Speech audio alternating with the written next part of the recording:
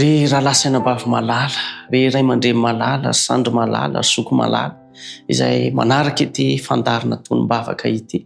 Zava-dehibe eo amin'ny fiainantsika tokoa izany mifampivavaka izany, ary tena ilayntsika satria dia mila miray amin'Andriamanitra isika, ary ilaina ny tsara fifandraisana amin'Andriamanitra mandritra ny androm-piainantsika sy ny fahavelomantsika.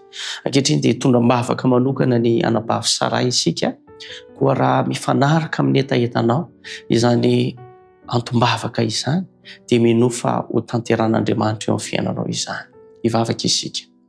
Andriamanitra lehibe ianao. Ankehitriny dia mitondram-bavaka manokana ny anabavy saray izay. Ianao malala azy amin'ny toerana izay misy azy. Ianao malala ny entaentany any am-pony any. Andriamanitra mamindra fo manokana aminy ianao ary mamelany elo.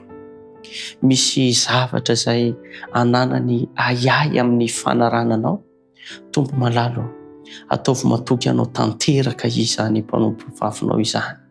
Ary aza velanana ayay izy fa ho azony antoka fa ianao dia afaka mamaly ny vavaka izay asandrany, afaka mamela heloka azy rehefa mibebaka izy. Koa ankehitriny, arovy amin'ny ratsy izany mpanompo vavinao izany, ary aoka ho tsapany fa eo anilany mandrakariva ianao.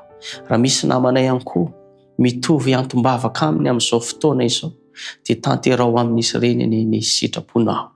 Amin'ny anaranao Jesosy Kristy no angatahana izany vavaka izany. Amen.